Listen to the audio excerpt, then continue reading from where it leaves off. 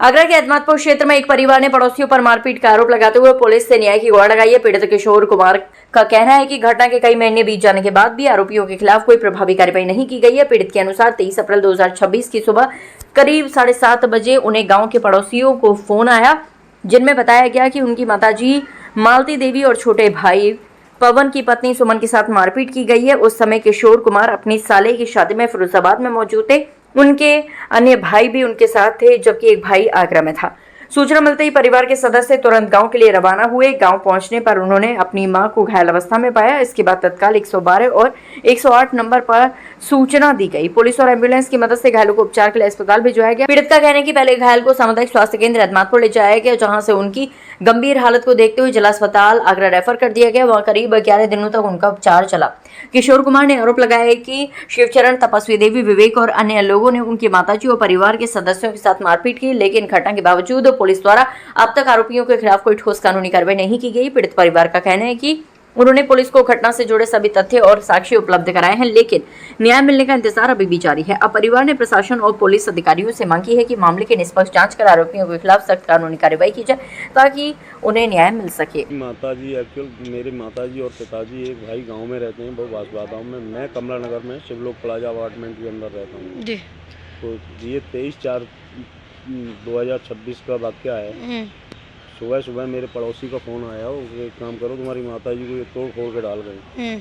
तो हम लोग यानी मेरे साले, उसी दिन मेरे साले की शादी फिरोजाबाद में, तो हम लोग वहाँ पर रुके हुए थे, हमको भाई जी। अच्छा, एक भाई अपार्टमेंट से यानी सुबह सुबह यहाँ से निकले थे जी, ठीक है ना। फिर हमने सामने देखो जी 112 नंबर पर कॉल की, प्लस 108 पे भी की एम्बुलेंस के लिए। तो एम्बुलेंस द्वारा हमें CHC ले जाया गया। आपके माँ बाप को किसने और क्यों मारा? मेरे माँ बाप को यानी हमारे यहाँ यानी ज़मीनी विवाद एक्चुअली 2020 में मेरे चाचा ने ताऊ जी से ज़मीन भिजवा दी थी। अच्छा, पहले तो वो बोलते रहे उसमें कितने शेयरदार लोग थे? उसमें शेयरदार थे 6 भाई। 6 भाई थे, तो 6 की बेच दी। 6 भाई थे, 6 भाइयों में यानी 3 की डेथ हो चुकी, 4 की डेथ हो चुकी थी। तो किसने सेल की थी? अच्छा, 4 की डेथ हो गई थी, तो मेरे यानी पिताजी और चाचा 2 ही शेयर रह गए थे उसमें। नाम क्या है आपके चाचा का? मेरे पिताजी का नाम हवलदार शर्मा। और आपके चाचा का नाम क्या है? चाचा का शिवचरण शर्मा। तो अब क्या विवाद है? विवाद इसमें ये हुआ था कि उन्होंने कोई पैसा हमें वो नहीं दिया था। पहले बोलते रहे कि तुम्हारी लड़कियों के नाम कर देंगे, इनके नाम कर देंगे, बच्चियों के। कोई आज तक कोई पैसा नहीं दिया। अच्छा, लेकिन फिर भी हम लोग कुछ नहीं, हम शांत बने रहे। उसके बावजूद उन्होंने एक बात हमारी माताजी को और पिताजी को और एक छोटे भाई की वाइफ थी सुमन, उसके साथ सुबह सुबह मारपीट कर दी। कितने तारीख की घटना थी? ये 23/4/2026 की घटना। तो आपने क्षेत्रीय पुलिस को सूचना नहीं दी इतनी बड़ी घटना होने के बावजूद? क्षेत्रीय पुलिस को सूचना दी थी मैडम।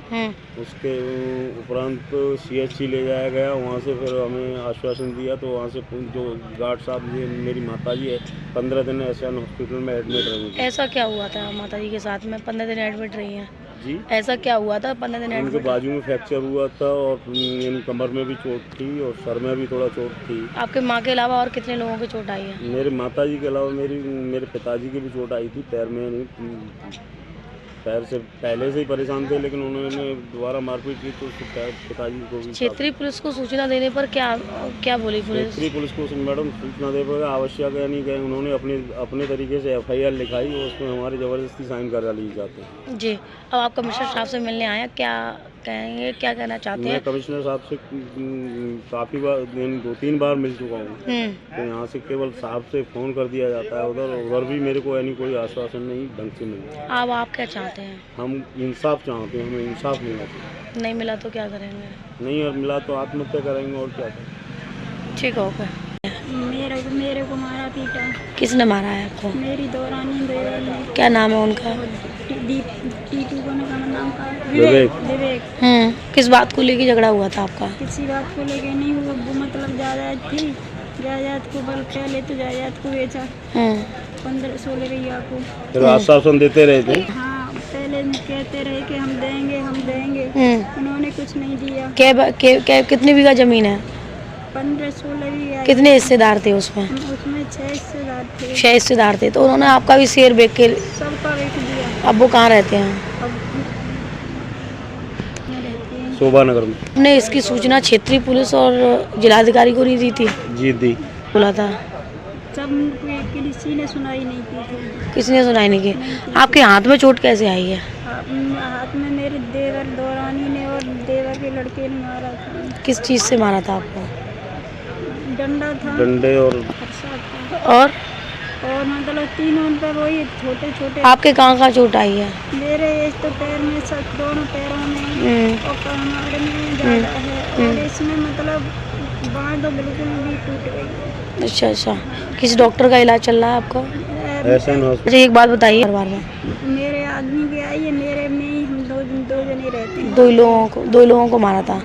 अब आप साफ से मिलने आई हैं, क्या चाहती हैं आप? मैं ये चाहती हूँ जो भी संपत्ति है उसमें मुझे कुछ वो मिले और उसने बेचा है ना, तो उसमें मतलब बेचने के हकदार नहीं हो सके वो। अच्छा, पर जस्ती आप पहली बार आई हैं या पहले भी आ चुकी हैं?